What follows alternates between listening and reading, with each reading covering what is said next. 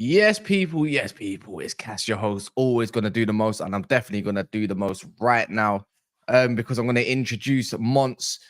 Oh, hi. And then I'm going to introduce Dan. Oh, hi. And then we're going to introduce Kunle when he does his, his usual catchphrase stuff. But we're going to be talking about, obviously, the Arsenal, they're fighting Bayern back to get, a reasonable result. I'd call it still horrific, though. And then we're going to also be talking about Foden dominating, Real Madrid at the Bernabeu. So, yeah.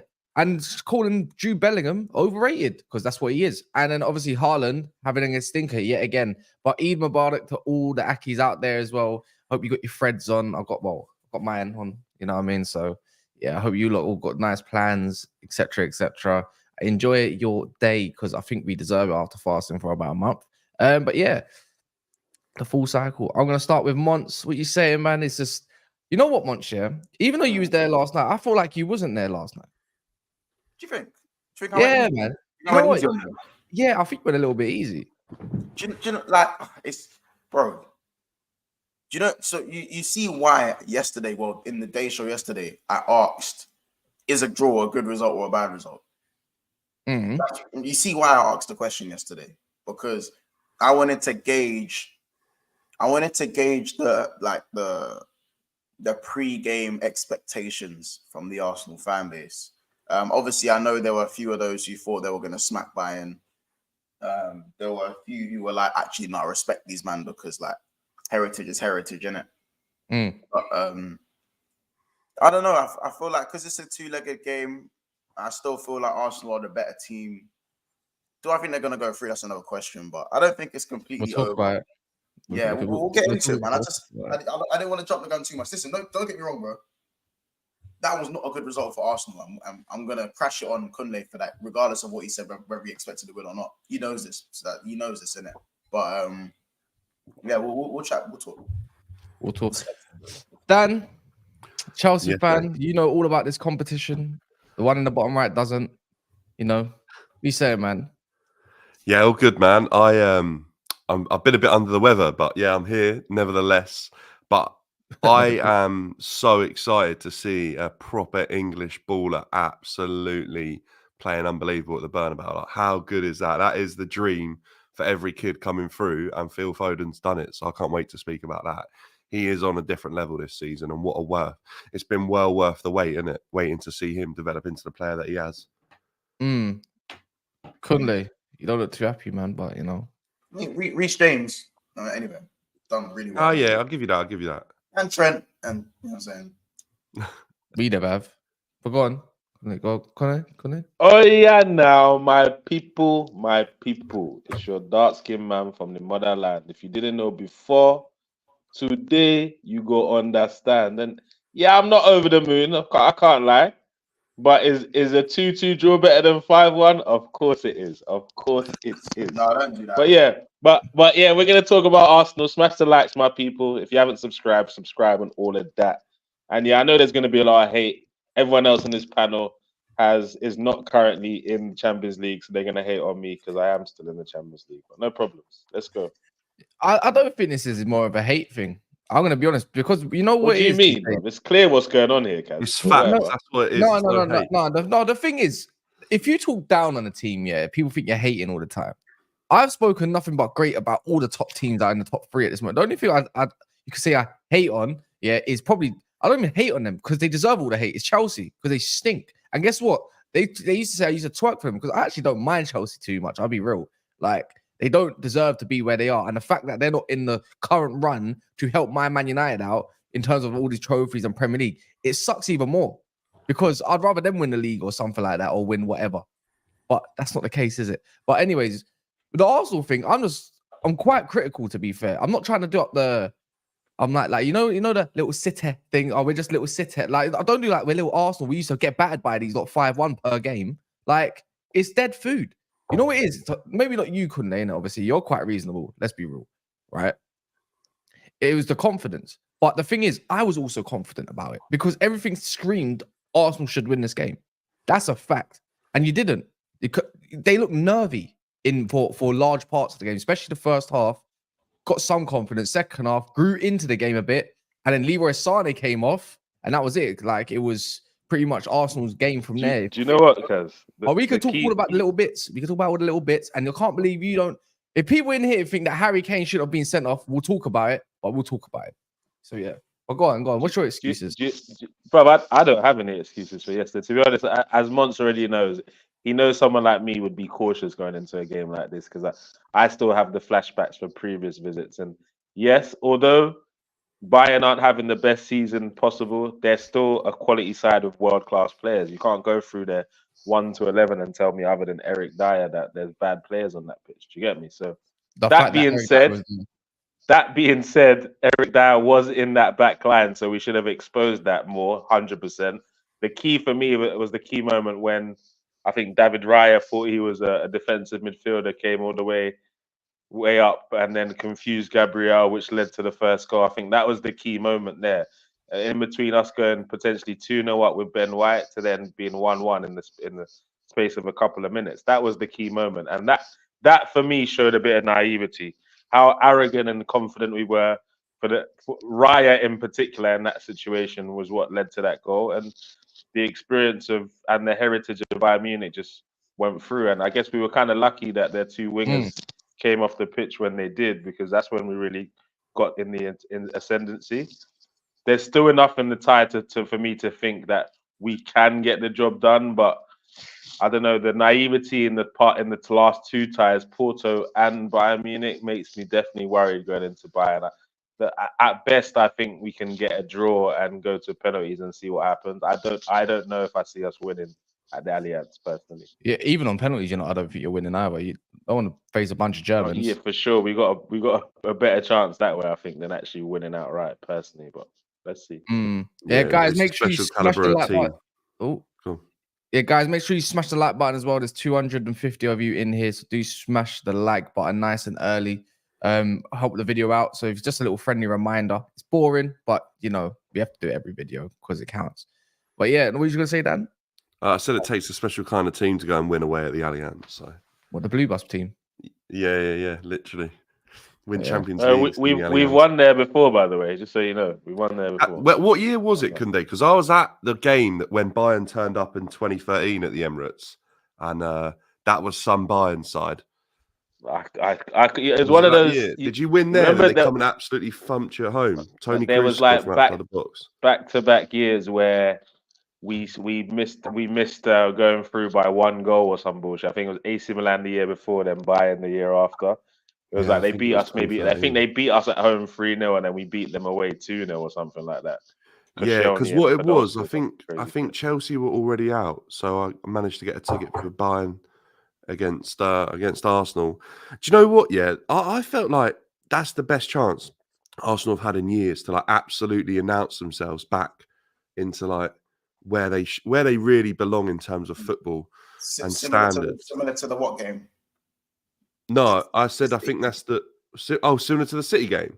Yeah, best chance. Yeah, kind of, but I feel like a little bit. If you do it in the Champions League, I feel like it just gets spoken about so much more. Yeah. Like in the Prem, I feel like anything can happen. But if you go and beat Bayern Munich, it's big. Like the whole of Europe start talking. Oh, Arsenal look like they're back. Like they'd be the name on people's lips if they'd got a result. But they did look shaky. They look nervous. I feel like there's a couple of big talking points. Saka, how on earth the guy's putting emojis on his Instagram trying to claim that that's a pen? It is a pen. No. Bro. It's a pen. You know what? Can we talk about Let's not bullshit. This is a pen, bro. Back me here. That ain't a pen. No, what do you mean? Why are you asking for cheerleaders, bro? No. It's a fact. A pen is a pen, bro. Saying that's a penalty. Because it's a fact. It's nothing to do with being ganged up on. Can I no pen, man. When what's it called? When Midway went down, was that a pen? No, I said it was. I said it was. Wait. Mad harsh. Yeah. Against was it a penalty? I swear, Kaz asked a yes or no question. People are I didn't ask for any explanations. My first answer was no. Okay, wait, my wait. first answer Well- is yes, because he got kicked in the underneath of his boot. What? Who? When Madueke goes down, He didn't. He got shows he didn't touch it. They said that he touched him by the arm and tried to there carry him was- down. nah, yeah, there you was- watched there the was- there boots was- clash. Yeah, I There don't. was There was more contact than Saka's, right? Dan's right. There was it's not. contact. I thought, yeah. All right. Can I explain why I think it's a Go on, Saka go on. pen and people think it's a dangled leg? Yeah. And you know what? It's for me. This is just for me. Just because of the things that have been given against Man United, I have to be consistent. So I'm not gonna just be here and say, oh, I'm being Yes, tribalistic. or nothing. Don agrees, So, by the way, Cass. yeah, Madueke was clipped from underneath his boot. Don. Did you just call Wow. Don as your reference, bro? Don't Yeah, ever yeah, do of course loud, I am, loud. because Don't I know ever Don do watched that, the bro. You ain't game. getting no. Yeah, Don watches many games. He told us that Santos Exactly. and all these men are like. He told me Cassidy is a in the baller, first- bro. Watch out for him. I think Cassidy is a bit of a baller, personally. But what's it called? Yeah. I've not seen it. Long story short, it's when Saka tries to turn the direction. He's going at full pelt, by the way. Neuer had no business putting his leg out like he's doing a lunge, trying to stretch his hammy. That's why I say, yeah, it's a penalty for me. It looks like he's dangled his leg, but for me, he's actually trying to get past him. And he does. But Neuer's like 6'6", brother. He lunges, and I think he catches him.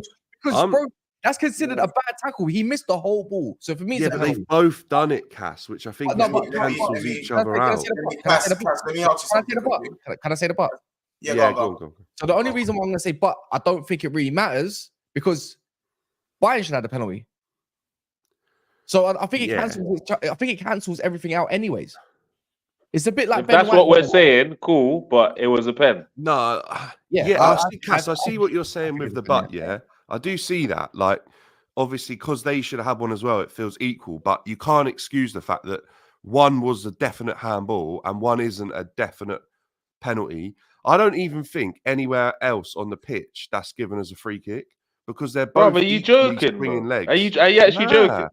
I think Are you they're both joking? swinging legs, Okay, mate. okay. So why is Neuer's leg going for Saka? But so This is Saka what I'm and saying. Neuer's leg are both Like, going for each like other's leg. if Neuer's leg just didn't move at all into Yeah. Saka, then cool, I'll understand it. But his leg moved into Saka, Okay, and then so therefore, what about hold on. Saka's leg Okay, moves okay. into Neuer? Hold on. You could maybe say that he was trying to go for the ball. Okay, he went for the ball and hit Saka, so he actually hit him over. Whatever Saka's doing is irrelevant, bro. No. Saka's already fallen before. No, he's not falling. He's not. He's not falling, bro. There's no part of Saka that's falling, bro. Yeah, So there I is. say don't watch it in slow motion. I don't think slow motion. I agree with that. That's where your But point slow about how motion fast makes it look Saka's good. traveling, Cass, Yeah. is valid because he's going so quick, that he can't find the area in that small gap to place his foot to change direction. I agree with what you're saying, and I think if he'd have planted his foot, it's a definite pen. But the fact he swings his leg into that same area that Neuer swings his, and they clash, makes it not a penalty for me. However, Harry, like, there's bigger talking points for me than that because that's so late on in the game, and I just don't see it being given. Dan, I'll be honest with you. That for me, that's no reason to why we didn't get the job done yesterday. Don't get it twisted. That's not exactly, we right. didn't get the job. No, we were naive and stupid. I'll and I never, believe, even if a ref is and shit one- someday, I'll never hold on, blame one a thing- ref on the result. one thing about Arteta, which is it gets to me, but I kind of accepted because of he's still a developing manager, is that he doesn't take enough risks. Like, for example, Pep can drop Foden after scoring a hat trick. But Arteta, if a player's in good form, regardless of the team they're playing, that guy's playing the game. Like, for example, Jesus has clearly been our Champions League striker. He's turned it on for the Champions League. For me, I start the game with Jesus. I start that game with Jesus. Jesus is the one that killed. For me, Jesus is the one that actually killed off Dyer, and that he was. You know when you do false nine, that's how you drag out the bozo centre backs like De Ligt and Dyer, and he was just a menace, right? But the thing is, for me, is Arsenal, bro. It was so obvious that you man were bare nervous, man.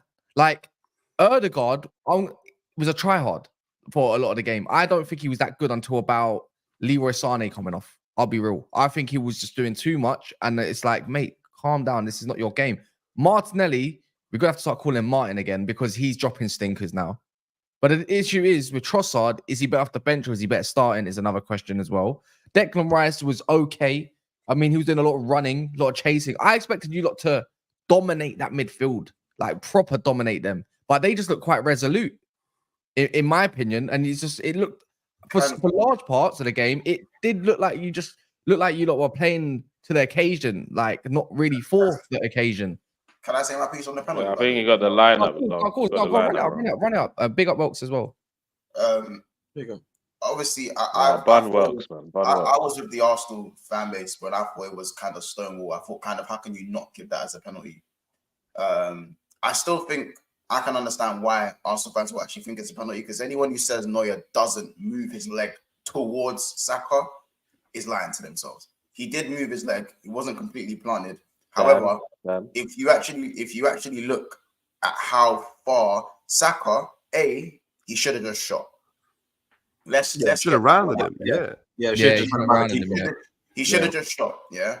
You shouldn't be asking whether it's a penalty or not. You should be asking him why your star boy didn't take the opportunity himself rather than trying to get a penalty. That's one thing you guys need to look at. Second of all, if you look at where Saka actually jumps from, his touch round Neuer is poor. The shift to the left is a bad shift. It's a bad drop of the shoulder. Therefore, he has to then try and get a penalty. Now, does that mean it's not a penalty?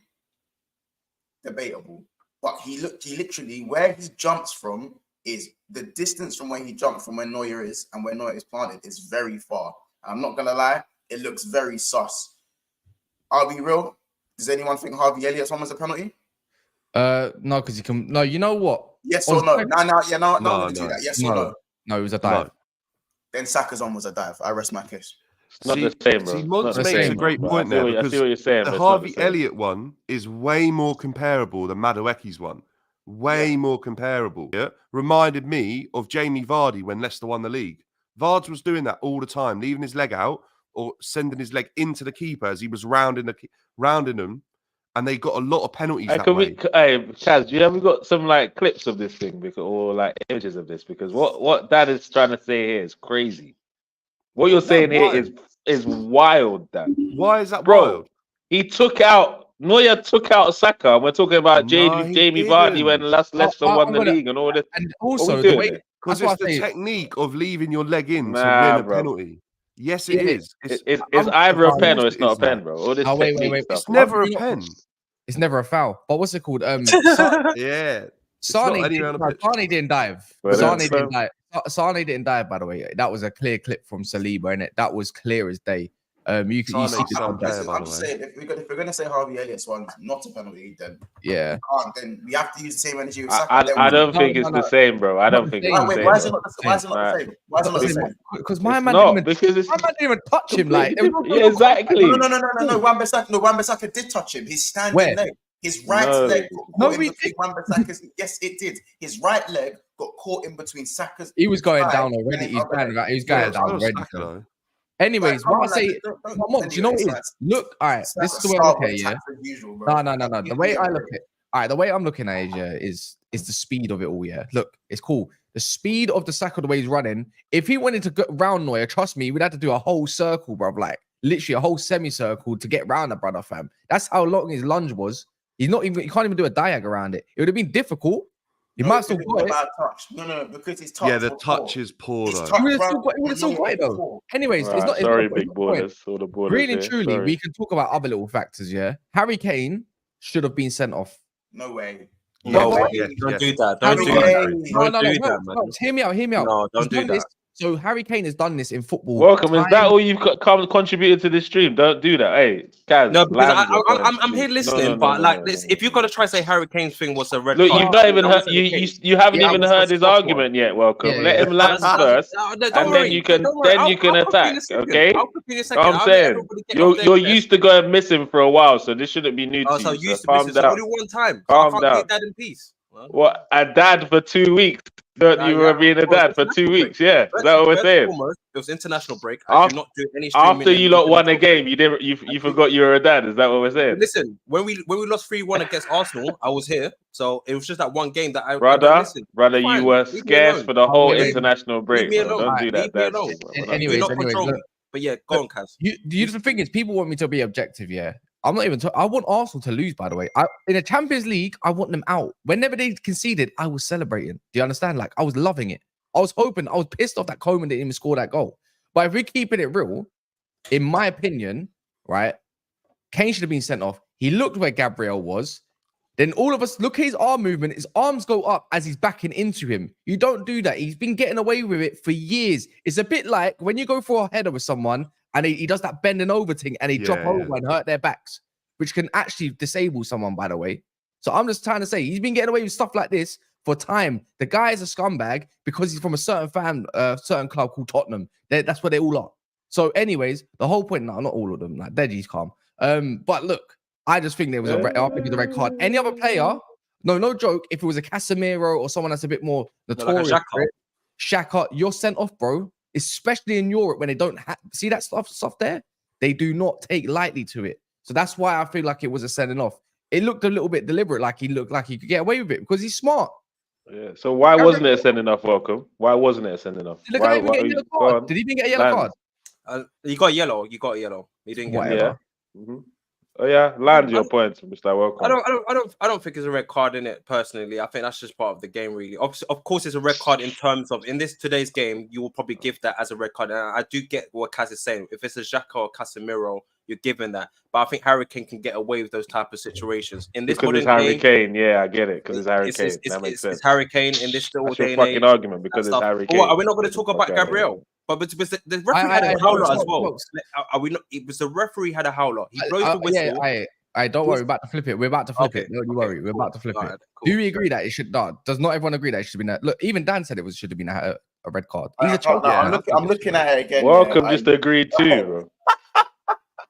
Look at the red card, bro. It's an elbow. Do you know what's funny? It's an elbow into a dangerous area. Yeah, it's a red card, bro. We doing it. You know what's mad? He doesn't do this. There is no hyperextension of the elbow. He moves back with his forearm and Montel.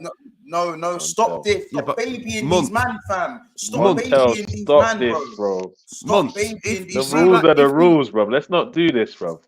Like, Kunle, hang on a sec, yeah, because if he jumps and I see what you mean, Monts, yeah. He don't like swing his arm back into him like a proper vicious elbow. He moves his body. But the thing is, right? If you do that and you jump and you move your arm back into someone, it's kind of allowed. But Harry Kane don't leave the ground, so he moves his body as if he was jumping to make contact, but doesn't leave the ground. So for me, it's an elbow. It's a red. If he jumps, I'd actually be like, if he jumped and got off the ground, it's just using his arms for elevation. No, but again, I understand because you don't. But I don't need the ground. People are looking at. You're a hater, bro. You're just a hater. Because I blame Casey and Kiers. Hold on. I'm not a hater because he checks his left shoulder. Yeah, Gabriel is here, and then when the ball's coming down, he then moves his body round. Now, for one, Gabriel, look how tall Gabriel is, bro. Is Gabriel not taller than Kane? No, they weren't tall. No, hold on. Are they the same height, or is Gabriel not taller than Kane? Same height, I think. So even you've got to be careful with height, Monts, because it don't depend on height. I understand that. But if you look, he's checked his left shoulder, and Gabriel's now come for his right shoulder, and he's moved like this. So for me, I'm telling you, it's a yellow card. It's not a shield, man, is it? It is an elbow. Last time I checked here, whenever I've had to hold up a guy, I never have my elbows up here. You put it down diagonally. You don't use your elbow. You can use your elbows like that, as in like, when you hold yourself, but not up high, bro. You never do. That's dangerous play. If that happened to my player, if that happened to your player, no, Mons, you'd be fuming.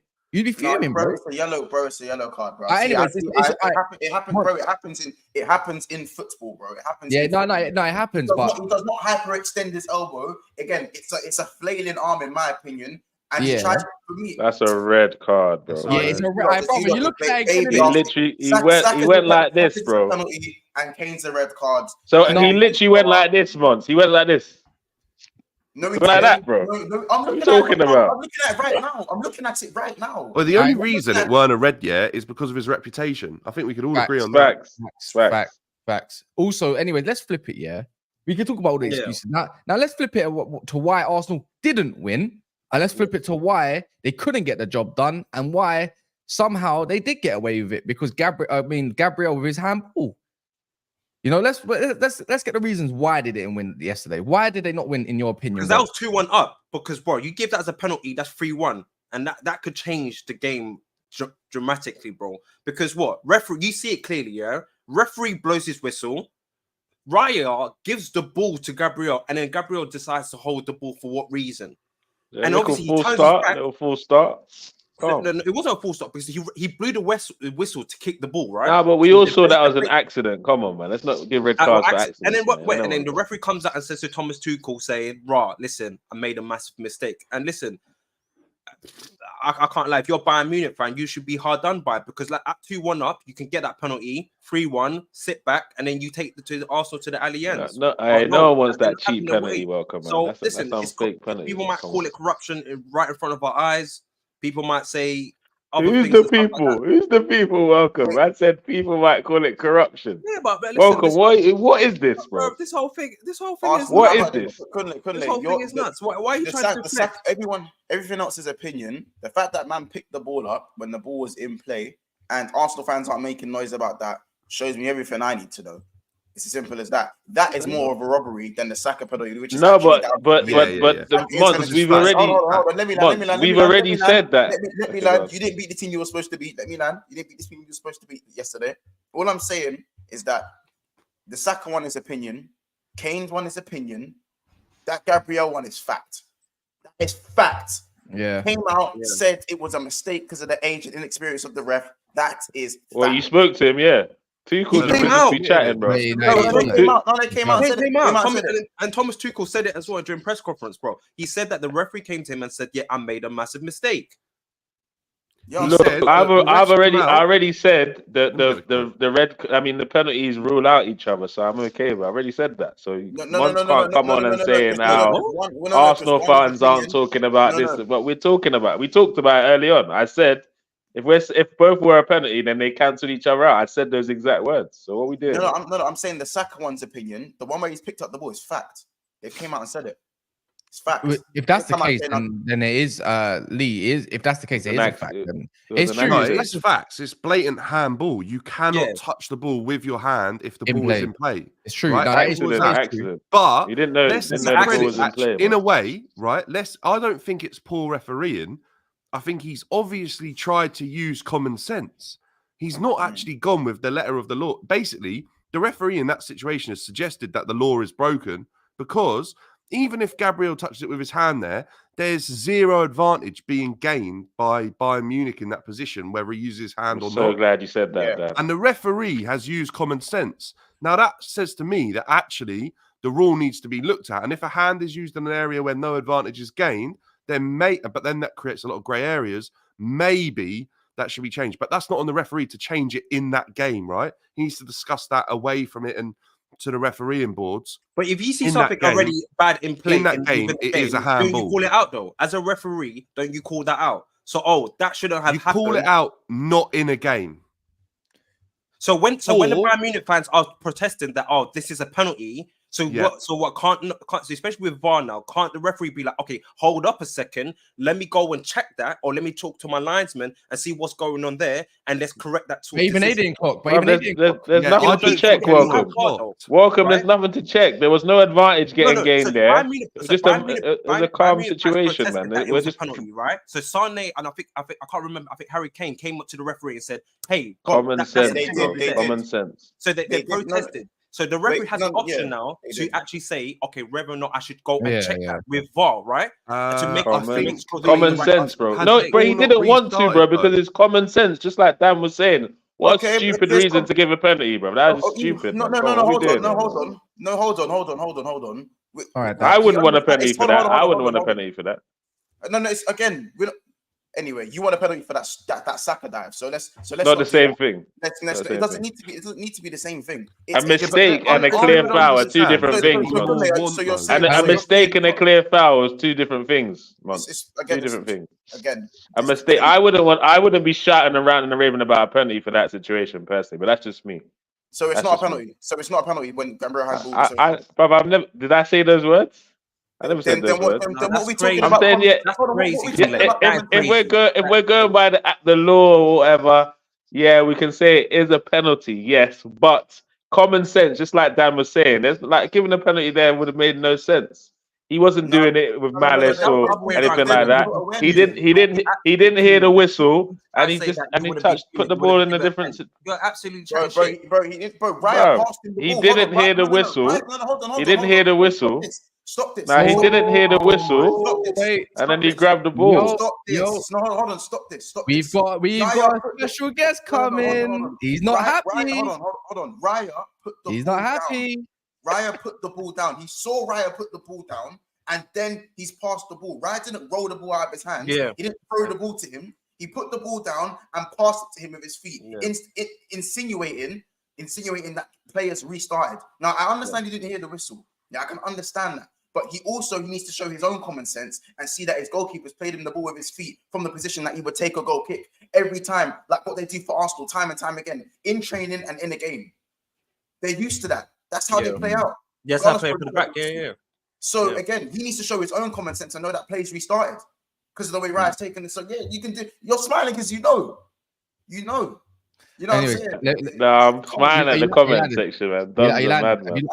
Quickly, just a quick plug. Someone is coming and he's not happy, and I don't think he's happy with the things are going against Arsenal. The comments, lack of common sense. He said earlier in the chat. If Neuer's foot was planted, I would say it's not a penalty, but the fact his leg was moving and still in the air and hit Saka while in the air, penalty. That's what I mean. Go look at it in real time. It's brazy. And people, if that happened to my team, I'll be absolutely fuming, bruv. Absolutely. And guess what? It has happened this season. Go ask about the Tottenham game. Twinny said Kane assaults Gabby every time. Should be in jail. Bro, like that. But in my opinion, yeah, if you even go off the penalties, it's like, bro, like don't lie in the chat now. You Arsenal fans, I see you in my comments, and sometimes I just let it slide because I can't be asked, and I just wait for the game to be done and over. You didn't get the job done in 90 minutes. Yeah. Forget about set pieces and stuff like that. You have Saliba, Gabriel. We did try to tell you, like Arsenal in the Champions League have not looked convincing this season. That's a fact, and we did say that, to be fair. And to think that you, man, are still got confidence that you're going to go to the Allianz while you've got shit away record away from home in the Champions League as well. I don't know how any of you got confidence. I'll be honest. And when a team does get a little bit too overconfident, you have to look at yourself and think, why is it when teams get overconfident, fan bases, shall I say, you typically never win? Especially on a big occasion. And this is what you call getting experience in the team. For me, I don't care if they've got no Alfonso and Gnabry. They're at the Allianz, bro. Like, people forget this. They're at the Allianz. But the thing is, Man United went there in a group stage game and got 3 goals. But I don't think that's the same thing as a quarterfinals. I think you should be optimistic as a fan. Always be optimistic. But I don't know why you Arsenal fans try to rub out Thomas Tuchel as well. That's what I didn't get as well. I never understood that. I said it earlier, Wilkes. Try and what? I say that again, Wilkes. I don't know why you Arsenal fans try to rub out Thomas Tuchel. Like that man was dusty and stuff like that. Listen, he is dusty. I don't care about. Nah, he is dusty, bro. He is dusty. Okay, cool, fair. But nah, he's fucking dusty. Well done, though. He had a great team. He's dusty, bro. Don't be cheeky, bro. Don't be cheeky. As a cup knockout manager, he's capable of. Yeah, he's capable. Yeah. No, that's months. That's different to us saying he's dusty. Yeah, he's capable of winning a knockout game, but he's still a dusty manager. He's living off that Champions League tax. He's dead, bro. Tuchel's never beat us, bro. We're not scared of Tuchel, bro. He's never beat us. One at a time, please. Let me just say this, yeah. The Arsenal, listen, a lot of the Arsenal contingent, not everyone, as I said, I feel like Judelinton's owned up to him, to what he thought about the game. I actually listened, and it was actually mad objective this time around, my brother. This time around. I think we're focusing on the wrong things. Listen, regardless whether it's a penalty or not, Saka should be shooting. He has the whole goal to aim at, and a poor touch doesn't take him around the keeper enough. Now, people in the comments, you lot are getting personal with a number of the panelists here in the chat, and I'll just flag this from now. some of you guys need to chill out. It's football opinions. None of us are being personal to you, man. So please don't now be personal to the likes of Dan, myself, Welks, or Kaz, or just anyone on the panel. So I'll just make that very, very clear. You guys do not know us in person like that. You come here to watch your entertainment. So again, just because we don't agree with you does not mean we're haters and we lack ball knowledge and all of that stuff. Bring it. Let's just keep that. Let's keep it a buck. And if you ever want to buck me, I'm in Lagos. Buck me. And Goonily 6'7", so we'll just punch you up. No, it's fine. So am I. Let me run this. Let me run this before I go to Lee quickly. Bermuda Guno says Arsenal open up too much, scored early and should have mid-blocked and hit them on the break. Tommy as left back is needed. If there's one game I would say he was needed, I think today was that day, in my opinion. Yesterday, sorry. Also, there's 600 of you now in here, so please run up the likes. Not even on 200 likes. So come on, man, do the channel a favor, and Eid Mubarak to all the Akis out there as well, celebrating Eid and whatnot, and just even people in general, man. I hope you're having a good day as well, because it's a blessed day like any other day, right? But yeah, let me go to Lee as well. Lee, obviously, we got my brother Lee, man. Firstly as well, definitely shout out to everyone celebrating Eid. My brother's Muslim as well, innit? So shout out to him as well. But yeah, listen, I think for me, honestly, I think my biggest thing is, and I love Arsenal fans, bro. I'm crazy like on every other Arsenal fan, but I just don't understand why Arsenal fans, or even any fan, get upset when people say they bottle moments, bro. It happens, bro.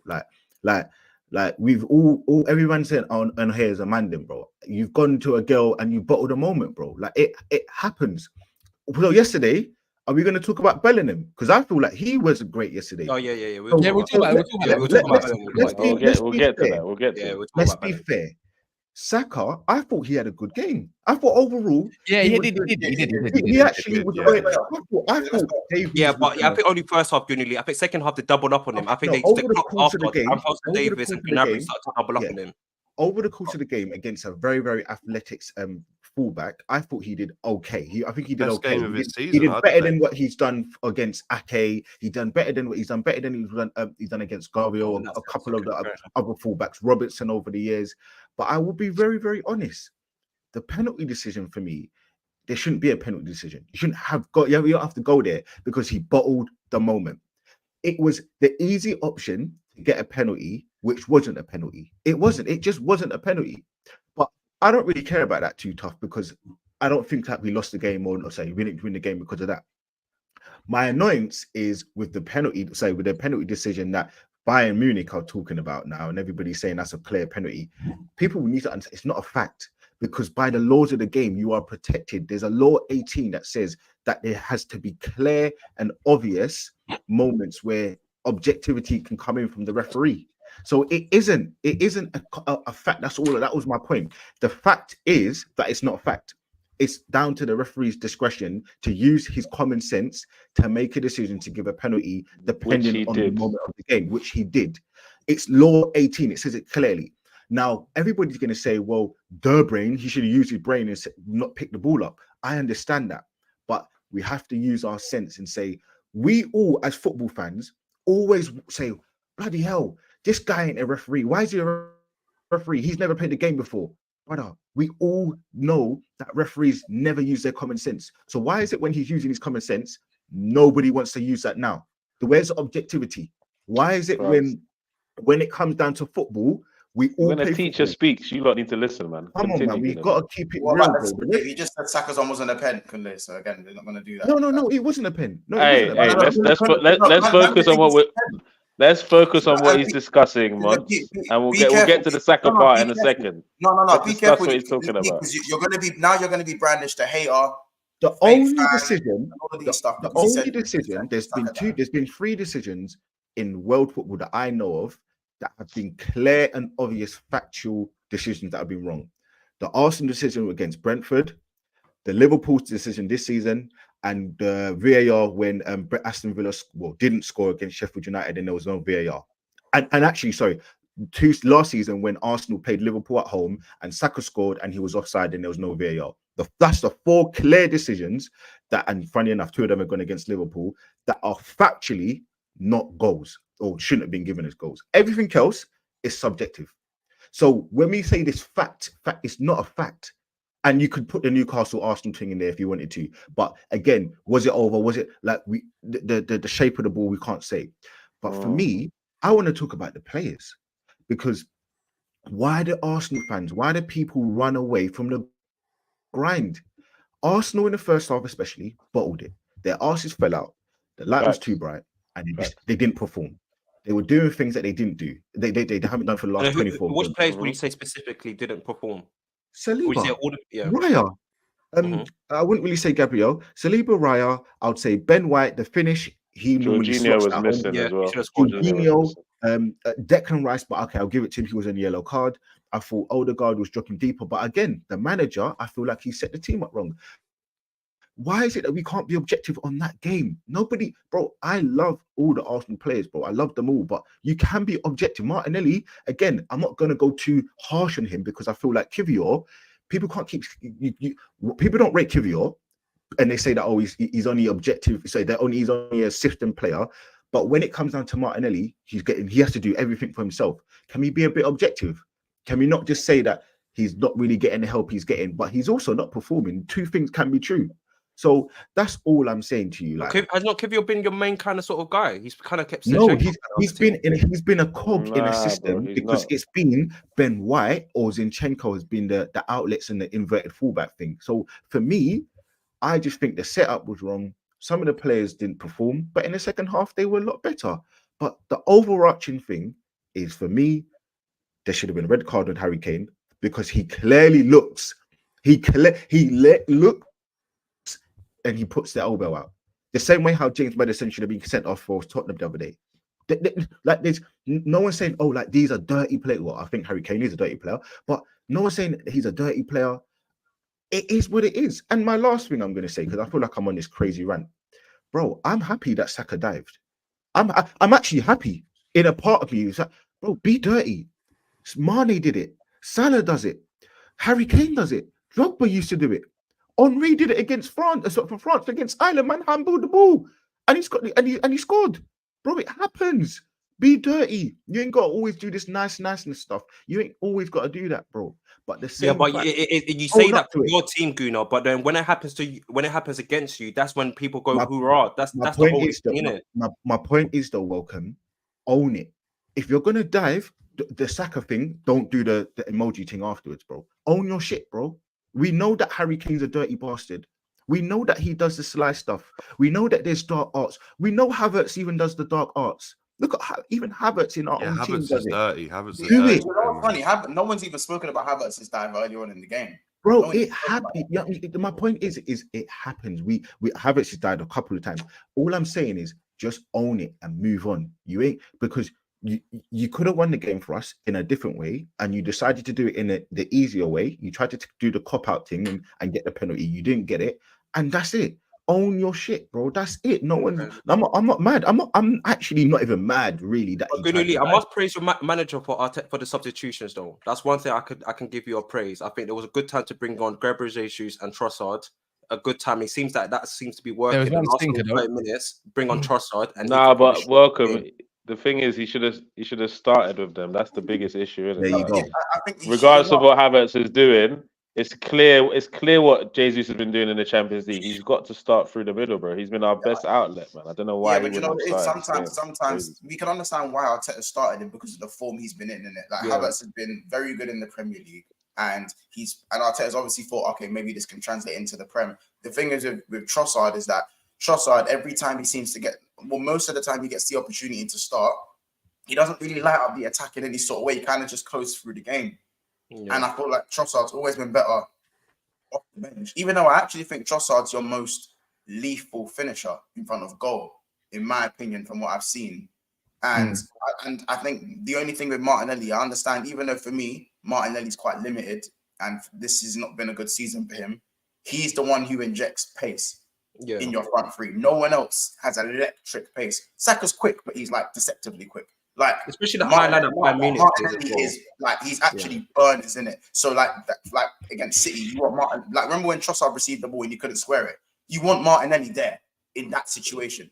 You know what I'm saying? So I feel like Mons, I hear what you're saying in terms of the Trossard, and he has been probably better suited as an impact sub this season. But for me, with where Martinelli's still not quite at 100%, maybe you used him as the impact sub yesterday and started Trossard.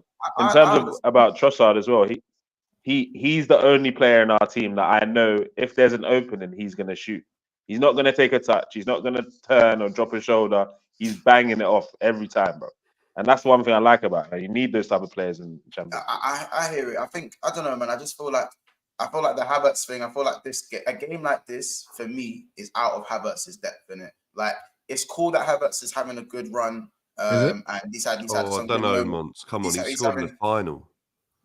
I'm talking about today's Havertz, bro. I feel like the level. Yeah, today's Havertz is probably better than the Havertz that scored in the Champions League final. No, Mons, what I would say though, Chelsea fans overplay how shit Havertz was. It was only the last season at Chelsea that Havertz really was. Nah, bro. Like his first season, he wasn't great. He wasn't great, but there were aspects of his game that weren't as bad as what people made it out to be. It was overhyped. Like what I'd say with how Havertz, bad he was. Like he was just all right in it. I think he was out of it. Personally, I think Havertz was out of his depth. No, I just think he was never used correctly. I think Arteta's, and I called it beginning of the season, that Arteta will eventually find and be patient enough to find out where Havertz's best position is. And I don't think any manager at Chelsea ever found that, hence why we never saw the best of And Havertz. Havertz was trying to do everything for Chelsea. Remember, he was the guy who was trying to get back in to get the ball from midfield. He was trying to score, he was trying to get away. So Chelsea didn't, like, the manager didn't know how to use Havertz because he was trying to do everything. So welcome. Arteta didn't know how to use Havertz, and he actually completely misprofiled him to begin with. Because he thought he was like this 8 and everything like that. But once he's finally found out where he's been better and where he's working, he's now on form and he's scoring goals. I kind of back it, though, that I feel like in that game yesterday, I would have gone with Trossard because I feel like Champions League, Trossard's been really, really key for Arsenal throughout the whole tournament. And I just felt like I would be starting him. Let me just say, Dan, I'll be honest with you. The thing that the problem that we've got with Trossard is he's probably our best finisher. He's probably one of our most clutch finishers.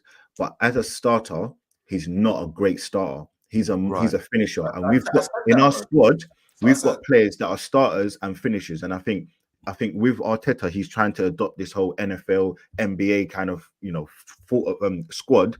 And he's, you've got starters, you've got bench players, you've got guys that have a role. I feel like it's almost a bit like Gakpo. He's never going to play, but he can come on in the dying minutes and grab a goal. He can come on and he can be, he can bring in his little, whatever Liverpool fans think of him, he has a role, but he just doesn't do it well. Currently, Harvey Elliott, his role is to come off the bench and make an impact. His shots, we know that's one of his strengths. So we know that players have roles. And I think for me, I look at Trossard and I think if he had started, he would have been dusty. I'm telling you, he would have been dusty. He couldn't have been worse than Martinelli that game. I'll be real. Wasn't it the Fulham? You have a point. Was it the Fulham game at the Emirates where he started in the false 9 and he got hooked at half time? There's been a lot of examples of it.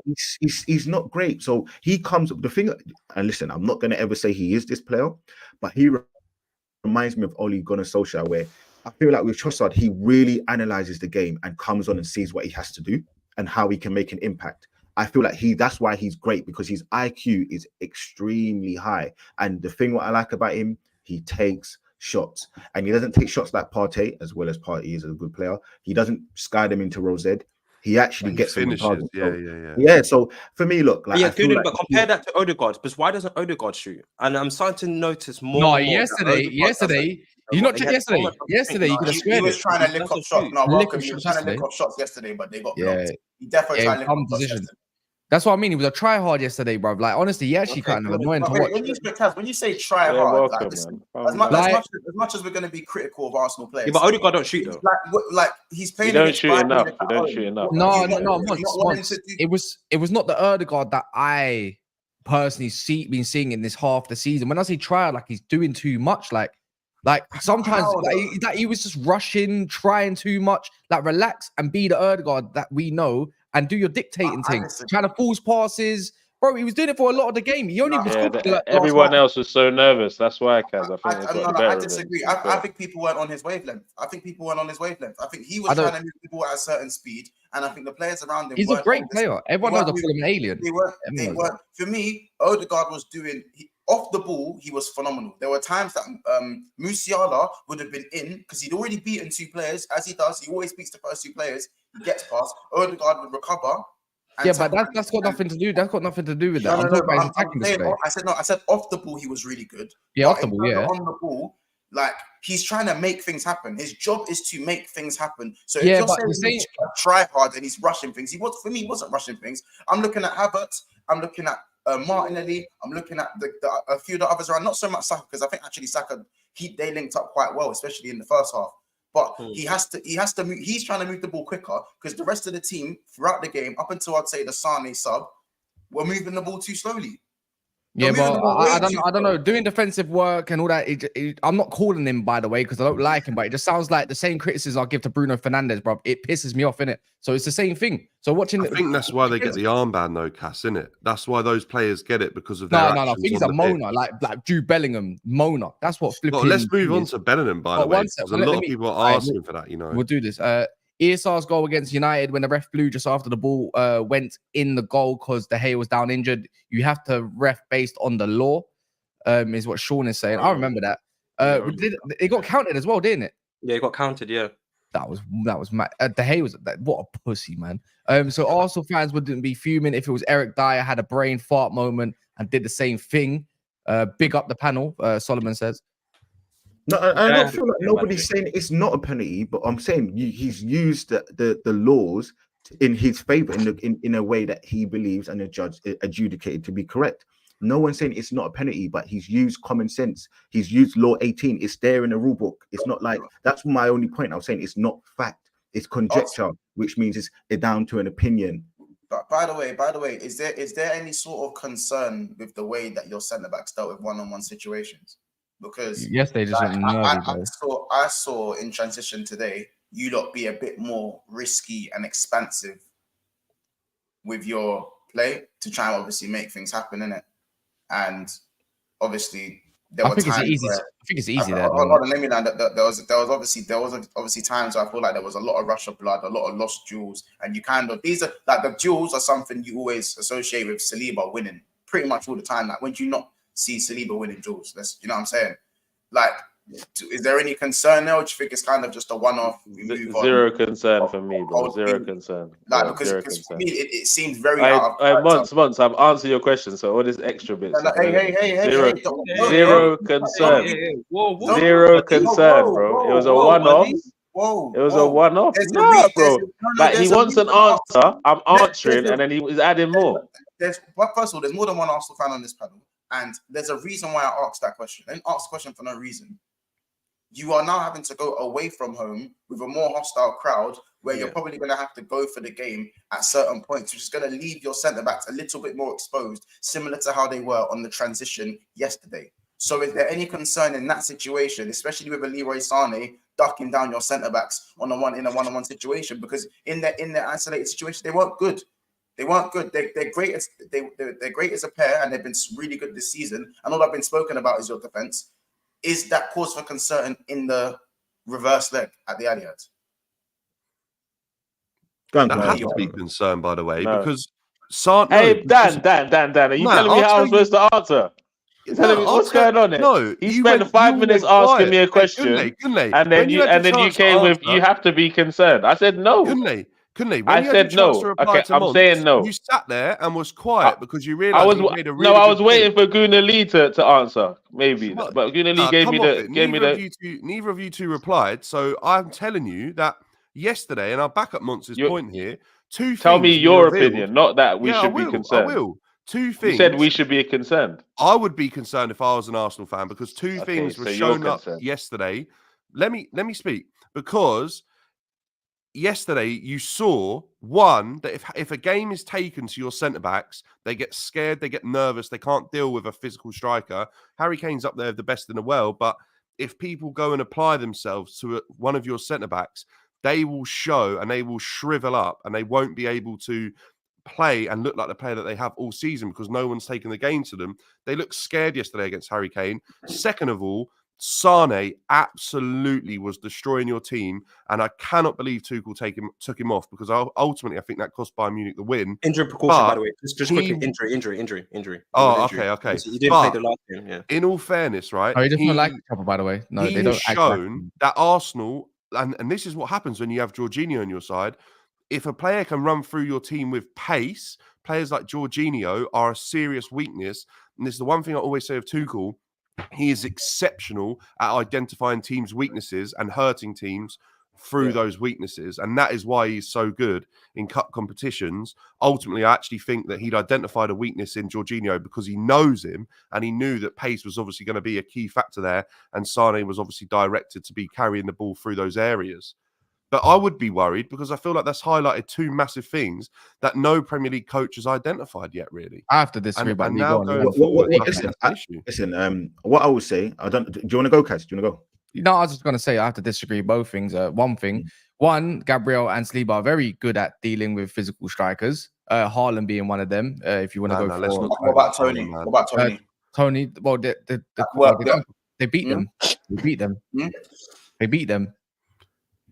As we didn't ask about the result of the game. We asked how. Yeah, but they beat him. How many chances did Tony have against Arsenal at the Emirates, bro? We locked him up, bro. What are you talking about? I beat them as well. We locked him up. Anyways. Tell me otherwise. No, Mons, tell me otherwise. What did he do to us at the Emirates? Tell me. Anyway, last part because I need to move on. And last part is as well, obviously for Tilly. Gabriel are not coming up against Dwight McNeil and all that, bro. Like they're coming up against Sane's and Gnabry, so a bit of quality. It's a bit of a shift. It's as simple as that. And to be fair, it is what it is, man. It's probably starstruck by that. I do think that's what Dan said. I do think that's a little bit of the overreaction and the Chelsea hatred for Arsenal in you. But listen, I just think had any hatred for Arsenal, man. What? Who? I've been to watch Arsenal games. I don't have to hate him just because I'm a Chelsea fan. I'm fine. But I just think that's a bit overreaction. Man said I've been to Arsenal games, so that means I've been. By the way, I didn't ask if this is a concern going forward forever for Arsenal. No. I'm not saying that. I'm going to the Allianz. Yeah, no. I'm not talking about that. If you ask me, I genuinely believe, hand on my heart, it's a 50-50 game. I genuinely do believe that, and I do think that. This is when it comes. I keep coming back to it. People are going to think I'm, doing a copium thing. But when we went away to Man City and we put up that defensive performance, I think Arteta used that as a blueprint to say, look, the team, you can do this. And I think what we need to do now is change it a little bit. And we have to obviously have a bit more attacking progress about us. Don't you think we should start Partey and Tomiyasu for that game? And I was about to say, I think what Kaz was also going to, talking about as well. I think when you think about Jorginho and Kivior, they are not playing in the second game. It is, I can tell you now, they are not going to play. And you've got Partey in there. You've got Declan Rice. You can press higher up. He's not going to have to worry about getting another yellow card because it is going to be rescinded for the next round. So I do think that we will have a lot more to kind of go at them. And I think it might play in Arsenal's hands, the fact that Bayern have to win at home. So I think you've got Partey in there. You've got no Davies as well. And I think the last part is Tomiyasu. He's probably our best one-on-one defender. So if you've got Partey in there to kind of... Just don't forget that. I think yesterday you probably should go Champions League. And I feel you like a Premier League game, but just be mindful. Like it's a Champions League game. It's at Allianz and it's Thomas Tuchel. Because I'm not saying. Listen, I thought he was confident to beat them yesterday, and I thought that would have been a good result to go to the Allianz. But just be mindful. Yeah. Cheers, coach. Let me just keep it real for 1 sec. I said if Arsenal don't go with at least 2-0 win advantage, we're out. So I'm not trying to do the revisionism now, but I do think looking at Bayern Munich, seeing them play, I do think we can go there and get a result and win, and I'll leave it there. Yeah, for sure. So I'm not going to. People going to be like, "Oh yeah, and obviously even yesterday, Kaz said, "Oh, he asked me, I will show you the message." He said, "Can I come on the stream?" I was at AFTV, so I couldn't even do it. I was driving home, so. Bermuda, Kane should have seen a red. Davies and Gnabry out for return fixture, and Arsenal have to be conservative next game. I can't lie. When Coleman came on, he's so dangerous, bro. That guy is sick when he's fit. Please talk about the big game yesterday, please. We're going to talk about that one right now. And then 20 says, Rice avoiding that yellow was killing us. Midfield was getting overran because he was scared to go into Jules. Being nerfed since minute 1 versus Porto. Oh, that could be a thing. That could legit be a thing. I didn't even know that personally. Excuses. We've seen players play on yellow cards and put in stellar performances. See the player. If he's the player you guys say he is. So why did Klopp not play Endo? Don't do that. Trent played on a game against Newcastle. Hold on. Endo's done well. He's not Declan Rice. I'm sorry, he's not Declan Rice. No, stop doing that. Stop doing that. Because against Man United, stop doing that. You Endo can't was good as Declan Rice. Look, Mon's mad because he got called out for being a hypocrite, innit? It's simple as that. Because no. It's the same thing. It's the same logic. What you're doing is you're glossing and glazing Arsenal. Endo was good as Declan Rice. No, he is not. No, he's not. Look at you, Monts, man. He is not as disciplined as Declan Rice. He's not. Look at you. Anyways, Monts is doing the thing, yeah. No, wait, stop now, Monts, yeah, because you're doing that thing, yeah, where you've been called out. Yeah, you are doing that thing. You are doing that thing. You are, man. It's all right, man. You feel embarrassed, man. You feel embarrassed, man. It's fine. It's fine. Why can you not play on a yellow? Why can you not play on a yellow card? Why couldn't Endo then? Endo is not as good as Declan Rice. No, it's not the point. It's not the point. You're playing for shoulders above Endo. Yes, it's not. But you know, his first season in the Champions League, bro, he might be a little bit cautious, man. You know what I mean? Can I land? I'm sorry, hold on. Declan Rice is more capable of controlling the game. Listen. If last time I checked, Endo is 30 years old and meant to be composed, and he's a Japanese international. Yeah, could they want to risk him though against Man United? No, don't disrespect Endo like that. That's not the conversation we're gonna have. I'm full outside. You lot are so sensitive. You have the cheap Arsenal fan sensitive, and you lot went off in your heads. It's not even that. I know my players. Endo flies into tackles, bro. He flies into tackles. So no, he's not as disciplined as we think he is. He flies into tackles, bro. It's as simple as that. Definitely, he's had a good 6 months for Liverpool, but let's not act like he's the best fucking DM in the league. He's not. Japanese captain, you know. Trini Hardaway says Ryan had to go 300 minutes without getting a yellow card. Cass, a good host, let guests speak one at a time. I mean, I barely spoke this stream. I'll be real. No, I think he means we're all talking over each other, though. Cass. Oh, yeah. But I just let people do. You know, the thing is, and can I just say that I don't know if that is that 40-year-old virgin or whatever he's at 48. I don't know what his thing is. No, I don't know. This guy in the chat. I don't know. No, I respect that, but the whole point I'm just saying he's on his last morning. I don't know who he is, but you're on your last morning. By the way, the way we do this thing is meant to feel like a vibe, like back in school days, like secondary and all that kind of stuff. I don't do this one at a time. If you want to go do that, I know it's a bit annoying. Go watch Terrace or something like that. In my opinion. And no, it's not even a thing to Terrace because Terry has big panels. He does the one at a time thing. This ain't Sky Sports, bro. It's meant to be like you're your friends. Right, let's talk about Jude, though, man. We need to discuss that. Let's talk about Jude, man. Jude Bellingham. Today I couldn't believe my eyes. I thought, see when you perform like 20 goals and like plus GAs, Liverpool fans are so eager to talk about Jude. No, the thing is, I listen. I will still take Jude. I don't care. I will still listen. I was heartbroken. We was never getting Jude, but the idea of getting Jude was always promising. So I'm always gonna back Jude in that sort of sense, yeah. But you see how they glamorized Jude Bellingham, yeah. You would think that in a game like yesterday, you think that Jude will actually perform.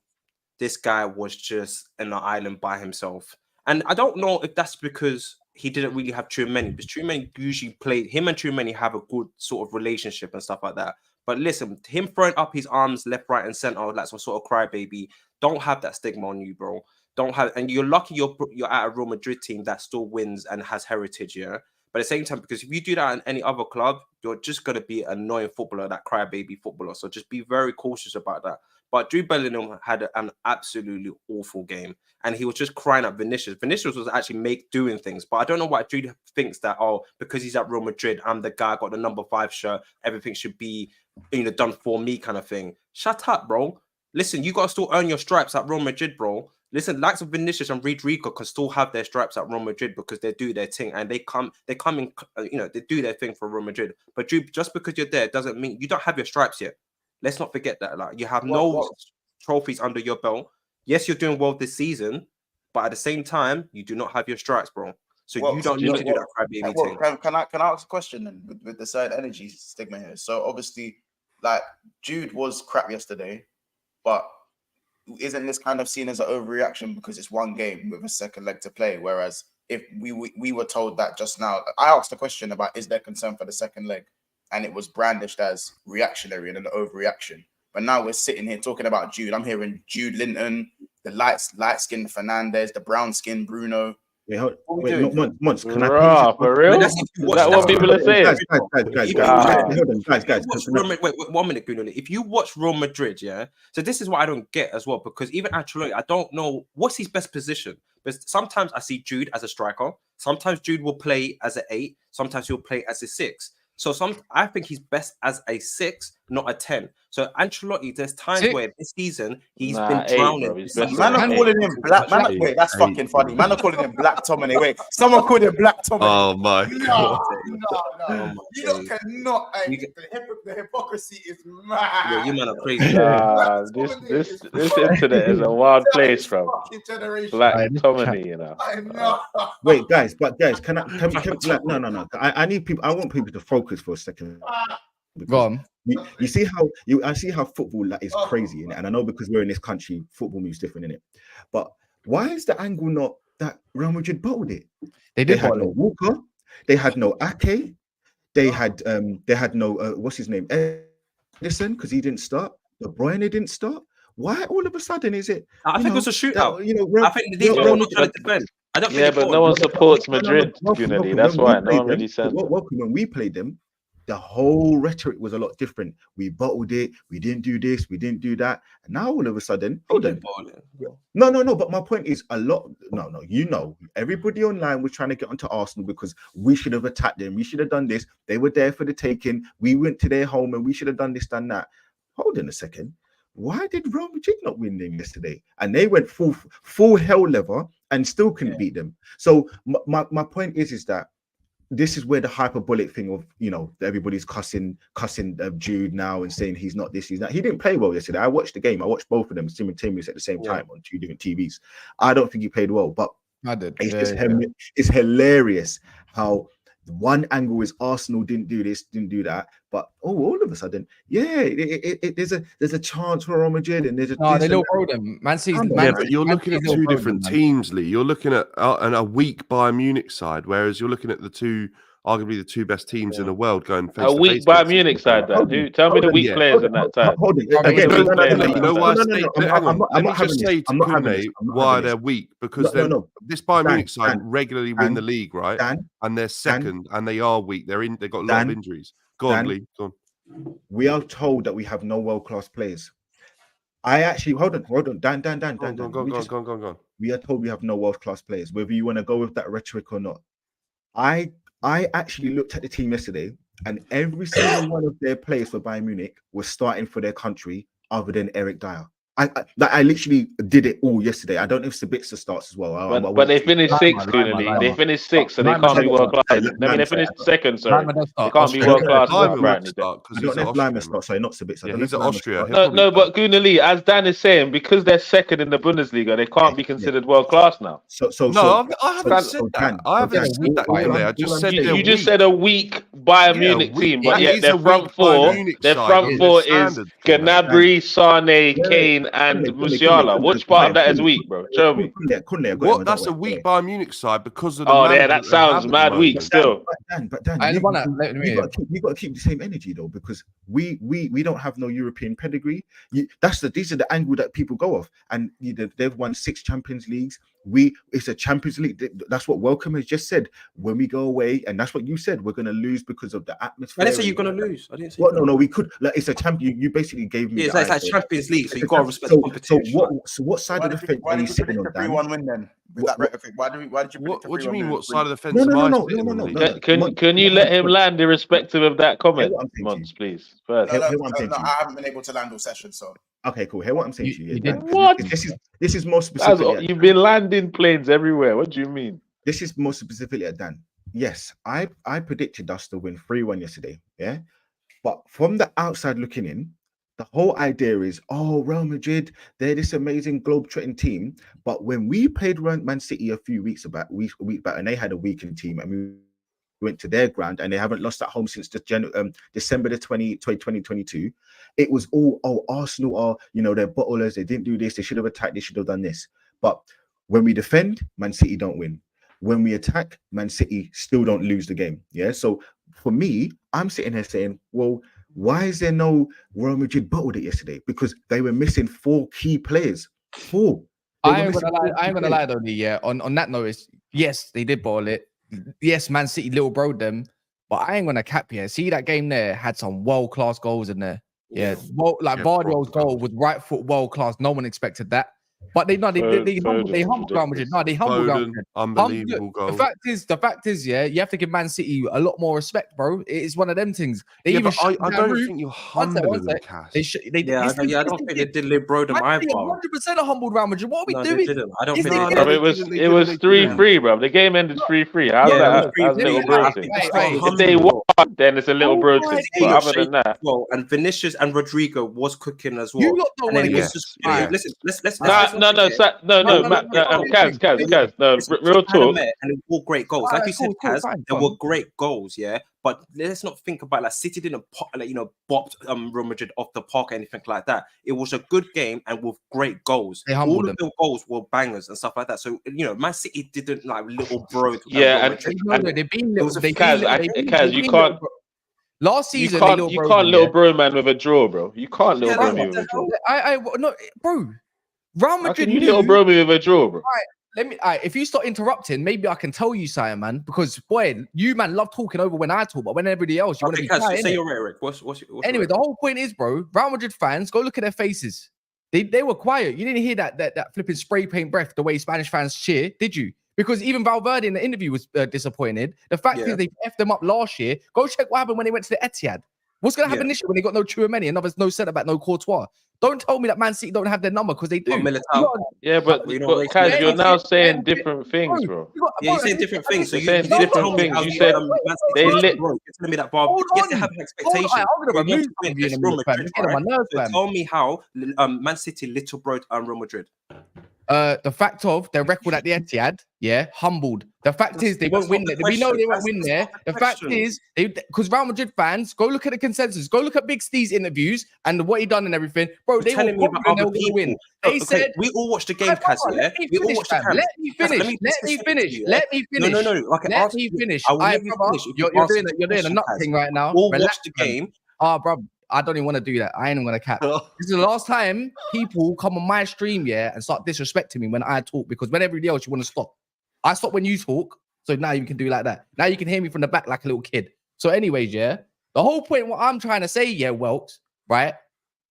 Fam, go look at the consensus of Real Madrid fans. That's what I'm going to say. They all said 3-1, no Kyle Walker. We all said, no Kyle Walker, no this player, no Vardy, he was no Ake. There's nowhere they're not going to handle Vinny. So go look at the reaction and tell me they're getting humble because they know what the thing is over at the Etihad. You're not winning at the Etihad. Go look at their record. So allow it, man. The whole point is, bro, they're not winning. They're done. Everyone knows they're out. But Kaz, what we're saying is it's fine. I understand you don't think they can get a result at the Etihad, but the reality is last night there was no humbling with a draw but it's not a humbling, bro. Yeah, maybe Madrid fans might have been overly confident, but I don't think they little broed them by drawing 3-3 in an end-to-end game where both teams looked like they could win the game. If they steamrolled them and Madrid were lucky to get the draw, I'd understand where you're coming from. But if you're saying it's because they're done next leg, then that's a different conversation. But Last night they didn't get. Don't do that, Kaz, as well. So just because you're the host and you think you can just block me out, I'm asking a specific question. You're not answering the question. I told you, how did Man City little bro in terms of football? We all watched the game. You're telling me, take the Real Madrid fans or consensus or something, bro. That's not the case, bro. That's a completely different conversation. Because when I watched that game, I watched two juggernautes going head to head, and they came up 3-3 and they scored bangers. Yes, you're right. I think Malcolm, they do not win. I hear that, Kaz, but that doesn't tell me that Real Madrid humbled Man City in yesterday's game. So, Dan, can I ask you, for example, now, did Man City humbled Real Madrid in yesterday's game? No, it was two completely different styles of football at each other that literally resulted in 3 goals for each team because both are experts at their craft. No, but I think what Kaz is saying, what Kaz is saying is, you have to, like, what I did is I admitted before the game I thought we would win 3-1. So in theory, you could say I've been humbled. Bayern Munich have been humbled me, but because I didn't come with the chest of like I thought we was going to outplay them and batter them, you can look at it either way you want. But I think what Kaz is saying is, you look at what the consensus was before the game. You look at the two teams. You look at the lack of injuries that Real Madrid have in comparison to Man City. The grand scheme of things, Real Madrid should have won the game yesterday. The TIFO, everything plays into a full consensus that Man City should have lost the game. They're missing their best player, Vinny, Rodrigo. They've been on fire. Bellingham on fire. What is it? Didn't Real Madrid expose that? So Real Madrid did expose that. So they did. So they managed to get their goals. And then Man City, with their sort of quality as well, they've managed to get their goals as well. So, and it ended up with a 3-3. So, and bear in mind, all of those goals were bangers, right? Gvardiol's goal was a banger. Foden's goal was a banger. Same with Rodrigo, same with Vinicius as well. So they did manage to expose that sort of line as well. It wasn't like, Kyle Walker wasn't there, so Vinicius was able to expose Man City's back line as well. So it's just the same way as with Real Madrid as well. Camavinga, yes, it was a deflected shot as well, own goal, but still, it was generally, I think that Real Madrid did expose as much as what they can do at the Bernabeu, but at the same time, listen, at the end of the day, it was 2 juggernauts that was going at each other, and I genuinely think they've just forgot about defending. I think Real Madrid tried to defend. In defense, and then boom. That's what I hear that. In defense of what Kaz is saying, though, you can see his point that bro, they had 9 days rest, which I'm ever seeing other people saying as well. Fair enough. All of that, you think about it, bro. It's just heavily in Real Madrid's favor. Yeah, but it's Champions League. Are we forgetting? It's advantage Man City. Definitely, they've won the Champions League 14 times, bro. So there's so many things weighing in Real Madrid's favor to say they should have won yesterday. Is what Kaz is saying.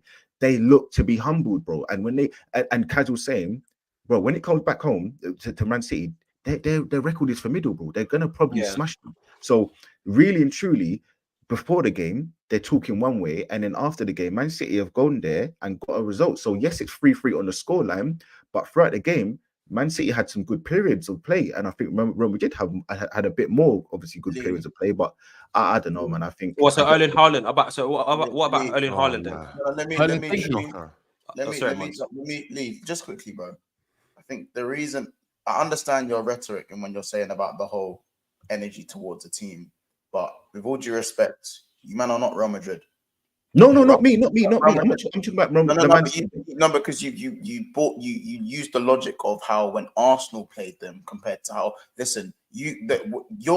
was not you guys. It's a good point against City at the end. It's a good point. The bigger picture is it's a good point. The nuance is that you went there to defend when it was your best opportunity to get something. Real Madrid, it's an okay draw in the game itself because it was 2 juggernauts going head to head, like what Dan said. However, it's a bad point for Real Madrid. It is a bad point for Real Madrid. Horrible. The bigger picture is it's a bad point, and I feel like they bottled it as well. I think Man City are now the firm favourites. You really think Madrid bottled it? It's not the same situation. Yeah, bro. I think City are the favourites. They are the favourites. I think City were probably the favourites going into that game. Do you know? I think they definitely were. They definitely were. They still had Rodri, Foden, Kevin De Bruyne, and John Stones. If you've got the main spine, like Mont said, when you guys done the preview, you guys spoke about how Man City still had their core spine, so they are still favourites, and they're the holders as well. Let's look at it in context, right? They had. They are treble winners. We're not treating them like treble winners, are we? No, you're right. But they had John Stones right back, so he's not in his preferred position. They were missing Ake, who's been a stalwart for them in either centre back or left back. They were missing their first class keeper. Yes, now we know Ortega's come in and done a great, valiant job. And we know that there's a better keeper, right? So he could have saved maybe one of those shots or whatever it is, that the 3 shots that went in. You're then missing KDB, who is universally put into the top 4 attacking midfielders in world football currently in this generation. So when you're missing all of these players, and then you're bringing in a player that looks to be changing the guard. KDB was going to play though, Lee. So going into that game, okay, they did have him, but obviously was sick before the game. Don't do if buts and maybes. Yeah, but you're doing if buts and maybes too. I'm not.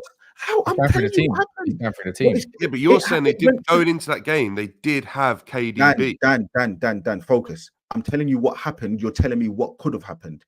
I'm saying to you, what happened in the game is these players were missing. They weren't in the game. So Real Madrid could have had the opportunity to actually capitalize and go there with an advantage because they had less players missing. They were at home. They're 14-time European Championship. They had 9 days off.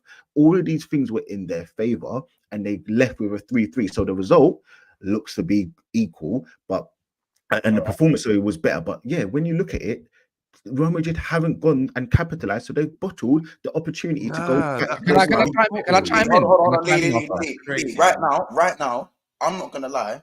Luka Modric is as good as KDB. I still think at this moment. Maybe KDB is a bit better.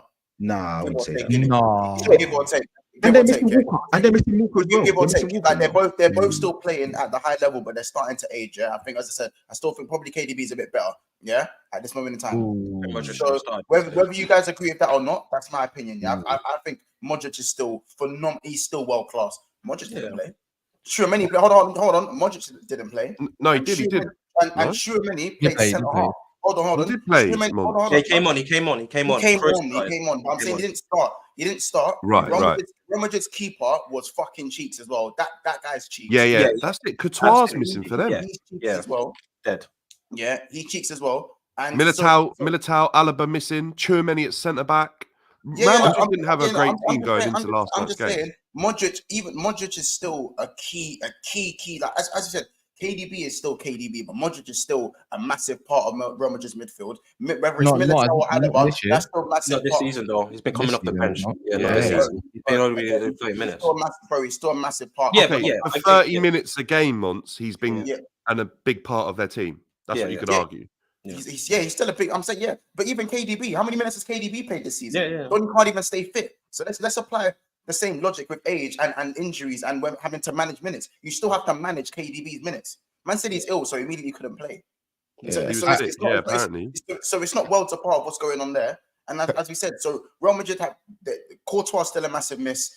Militao or Alaba and Modric not being there, it's still a miss. And also even saying Tchouaméni not being in the midfield is still a miss. So both teams did have players missing. But Lee, I still agree with you that I still think that if with Real Madrid's record at the Etihad, you have to go there with an advantage.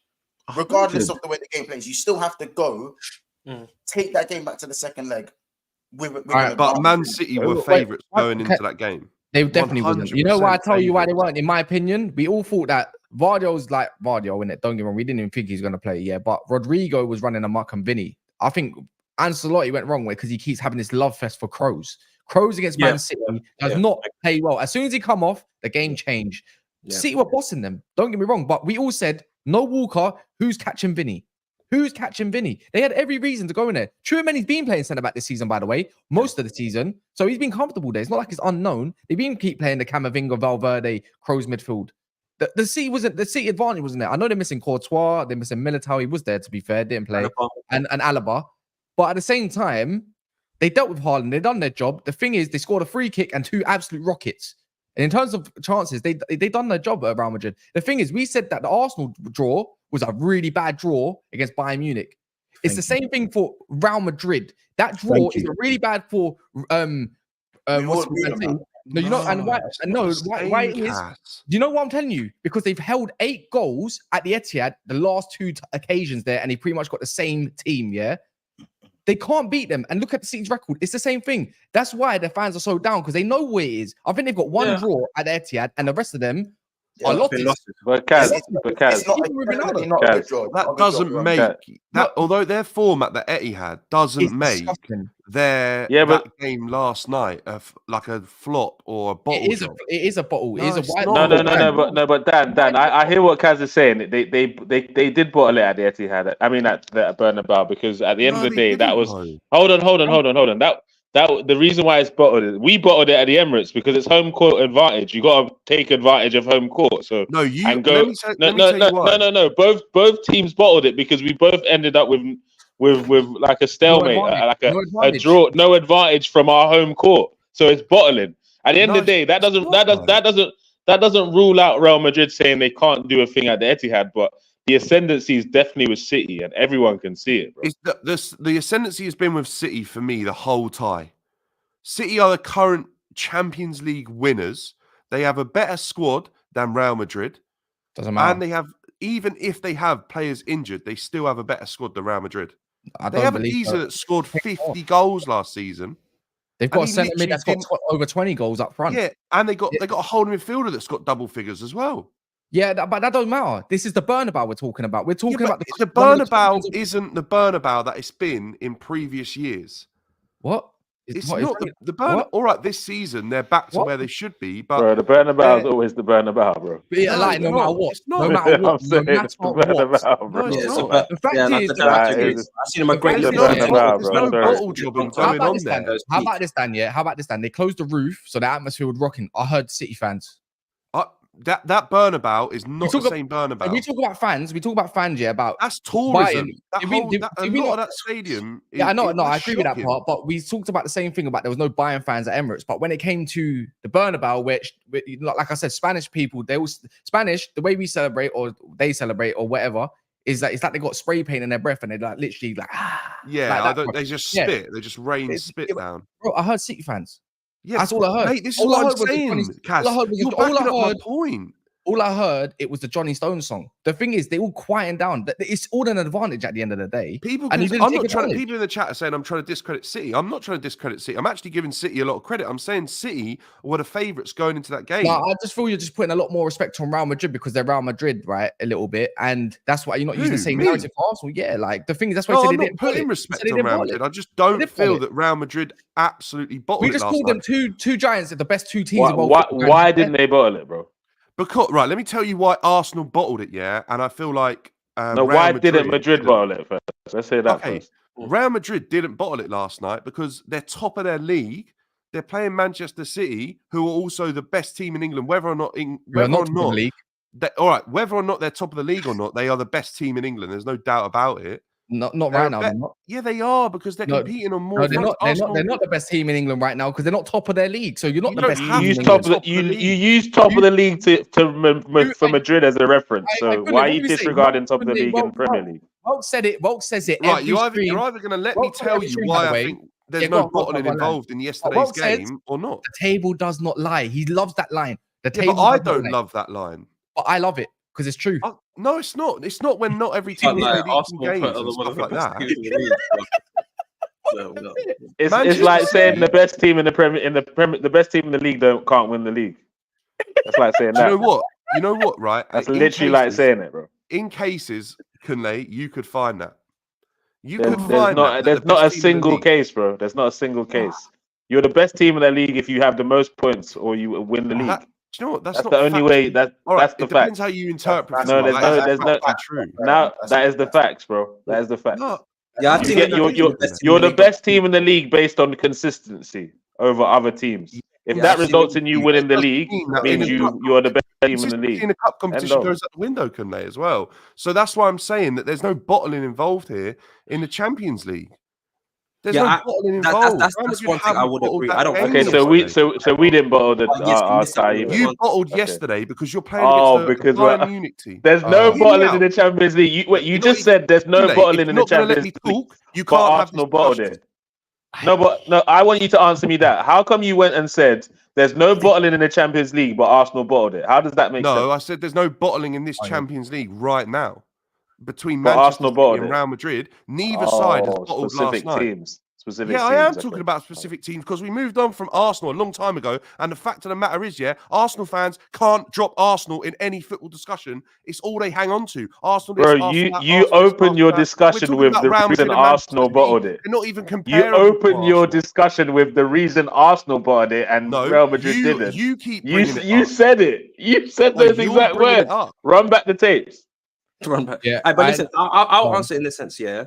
For me, yes, Kaz is right. The statistics at Etihad, for Real Madrid ain't pretty, But for me, I don't know. Is it because of the fact that as Liverpool fan, we've got burnt by Real Madrid so many times, and we've got thrown the heritage of Real Madrid, and I respect that so many times that I think, I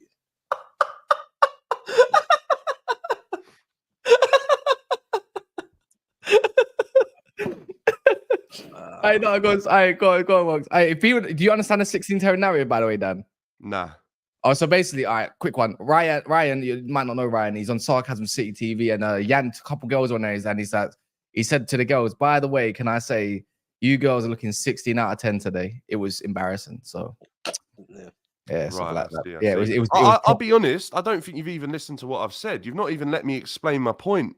Kunle, especially, you just keep coming with Arsenal talk. We're not even talking about Arsenal now. We're talking about Real Madrid and Manchester City. Yeah, but you can use the same thing to back your point. You can't, right? But let me tell you bro, he literally used Arsenal, but come on. No, I'll tell you. I used Arsenal because you're asking. Don't worry about explaining that. Just land your point, bro. Forget it. Just land your Real point. Madrid did not bottle that game. Manchester City went into that game as favourites. Whether or not they had players missing or not, we're still talking about a £90 million centre-back playing instead of Nathan Ake, who was like 40 million. You're talking about a guy who scored 20 goals playing instead of Kevin De Bruyne. You're not looking at a side that are weak going to the Bernabeu. Real Madrid were not expecting to be winning that game last night, apart from their fans who have the levels of expectations. Actually, as a team and the manager, drawing against City, whether it's 3-3 or 1-1, I'm sure they'll actually take either result. I don't see a bottling going on there. Hang on, Lee, I will let you speak. No. I've got super chats, by the way. Like, let me run after. Go on. Go on. Sorry, bro. Go on, Dan. You want to land, by the way? No, let him finish. I will. Because, and then what I will move on to, right, is Real Madrid at home, obviously in the Bernabeu. There's all this state. Everyone's like, oh, it's the Bernabeu. I don't believe that that's the same stadium as it was when Real Madrid were winning back-to-back Champions Leagues. I don't hear the atmosphere. Last night, they shut the roof, and it felt flat to me a little bit.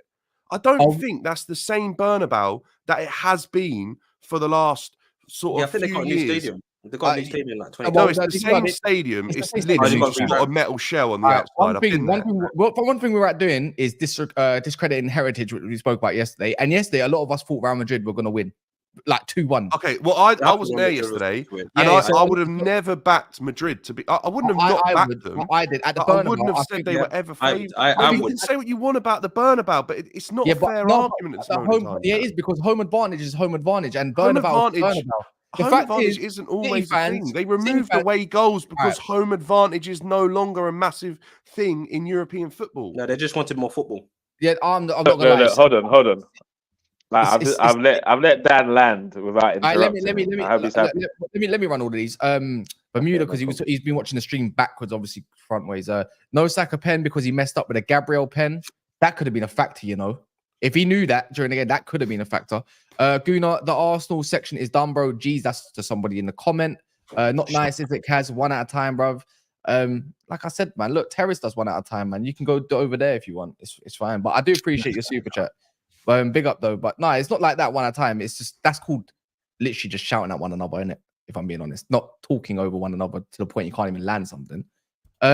Question, why isn't anyone speaking on Camavinga running through City's midfield, and why isn't no one mention of Diaz playing shite? Don't compare them to VVD, because it's the same way backwards a little bit, honestly. How about Foden running the whole midfield, and then why is no one mentioning that, you know, that they couldn't shut down Vardy he's been getting to his own at the moment, so he's been good.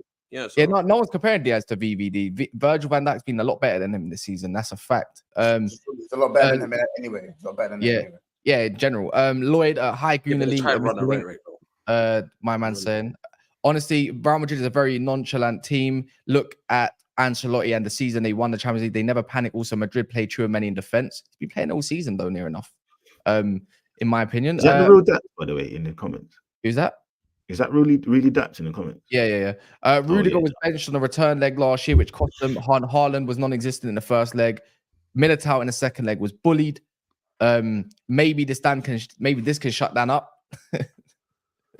And then Marco said, how long this Madrid guy been watching football? 2020. Who's a Madrid guy? Oh yeah, who's the He's Madrid? talking about Dan. He's talking about Dan, definitely. Because Dan said something absolutely bogus. So that's why I wanted to speak. Like, how can someone from their mouth say it's not the Bernabeu, it's not the Bernabeu? Like what are we talking about here, bro? The Bernabeu will forever be the Bernabeu. It's football heritage, football royalty. They've won the most Champions League, like clear head of anyone else. So it's always gonna be the Bernabeu. If you're saying that last night it didn't seem like the atmosphere of normal, that's different to going into a game at the Bernabeu thinking the Bernabeu is not the Bernabeu. It's impossible. Absolutely impossible. Yeah. You can say it becomes hostile on the night or it doesn't live up to what happened on a previous night. You can say that, but the Bernabeu will always be intimidating. And the masses of football fans, because of that aura of the Bernabeu and City's players that were missing, that Real Madrid were going to win that game. That's the masses. If you don't agree, Dan, that's fine. That is fine. But the Bernabeu is always the Bernabeu, bro. Okay, Sorry. right. I just don't think that the Bernabeu in European football it just didn't feel the same to me last night watching that game. What I will say though is I just don't see a bottling last night. Manchester City went 2-0 up, no? No, they went 1-0 up, sorry. And then Real Madrid got back into it 2-1. There's no bottling going on there. I mean, if there's can I check? I think, Dan, I understand what you're saying. I get it. It's a stretch because the Etihad has been such a fortress, as well as the Bernabeu being the Bernabeu. But I do kind of understand where you're coming from, simply because this isn't just any sort of Champions League clash. This is the treble-winning team versus the team with the most heritage. So I get it. Is that what you're getting at? Like, I just don't see the context of bottle. It's like it's hard to bottle something against the best team in Europe. Manchester United bottled that game against Chelsea by not winning it when they were in a winning, comfortable position that they should be winning, right? And they haven't lost at the Bridge in so long. That's a bottle, not winning that. Manchester City and Real Madrid drawing 3-3. There's zero bottling going on there when Manchester City are, in my eyes, the favourites going into that game, a team that I expected to win that game. I just don't see that as a bottling. I see Arsenal not beating that Bayern Munich side last night as more as a bottle job. But they came back 2-2 though, the same thing. No, I just think we're talking about Real Madrid, Manchester City. They're on a different level to Bayern Munich. I don't think either of them. I don't think either of them are bottled. Mate, look, go and look at Bayern Munich's result on the weekend and tell me Arsenal didn't bottle not winning that game last night. Dan, I think bottle is a strong word for both games, isn't it? Like if I'd agree with that as well. I do think it's a strong word. Yeah, it's like Arsenal should have won, but it's not a bottle job. Arsenal didn't bottle the game. You know what I'm saying? Arsenal, all right, facts. You know, they didn't bottle it. Arsenal, they just haven't done what was expected. A draw's just a bad result for Arsenal because of the heritage thing. You know what's funny? Yeah, I'm looking at Dan and I'm like, you know what? I feel like Dan is chatting the most shit, like what people think that I chat about Mo Salah, bro. That's how funny I'm. That's why I'm laughing, bro.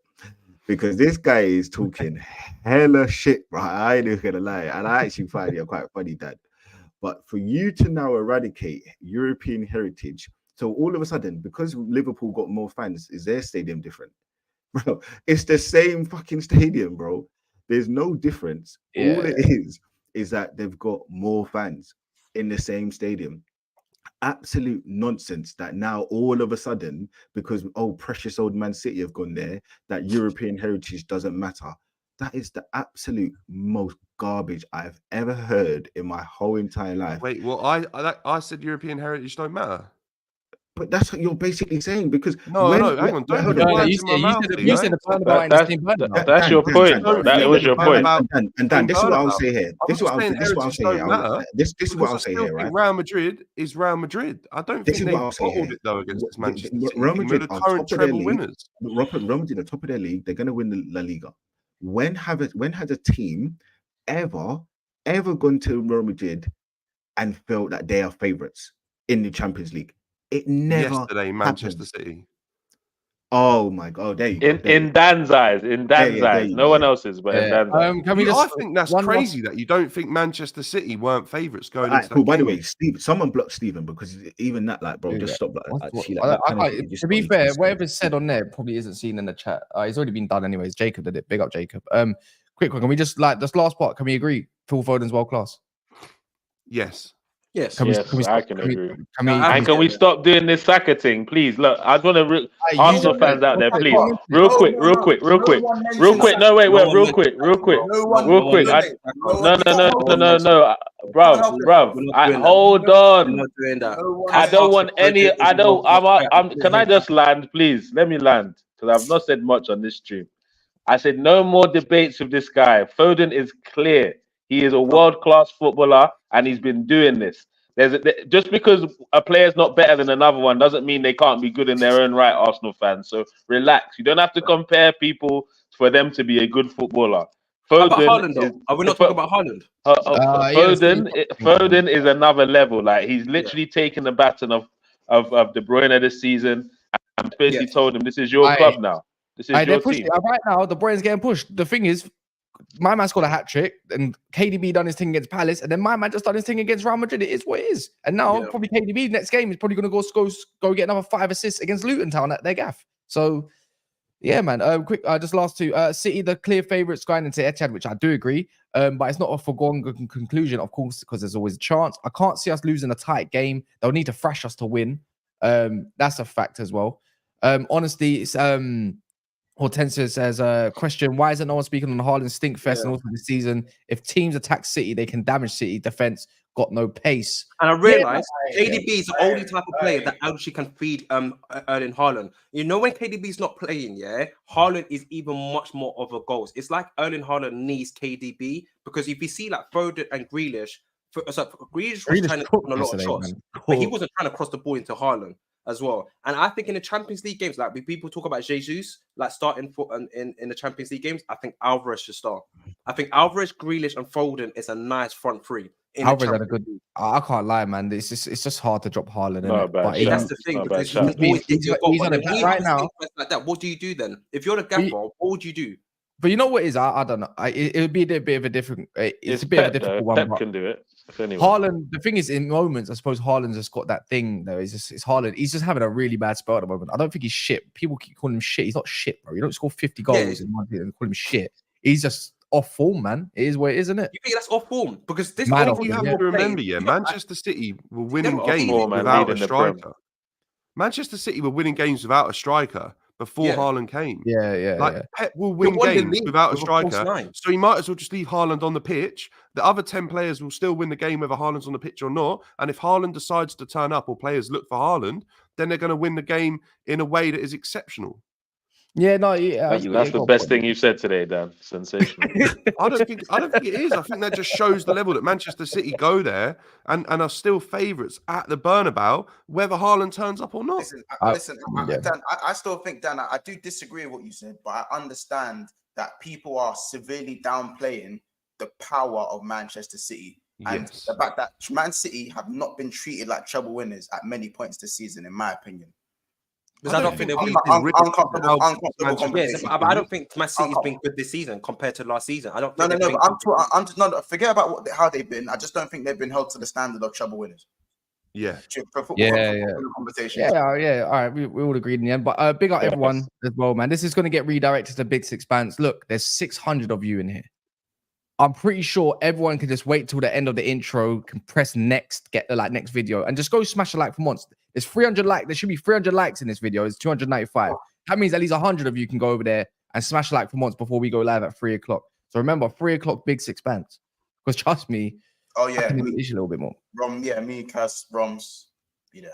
Yeah, man, be there, man. It's a good afternoon stream. So yeah, make sure you go over to that channel. Look, just stay on here for a sec. Just do them a little favor. Big up everyone. We'll be back tonight as well. To all of these guys as well, by the way. Make sure Tunnel TV. If you ain't seen Tunnel TV Arsenal reaction yet, go watch it. Go watch it because it's funny. It's funny.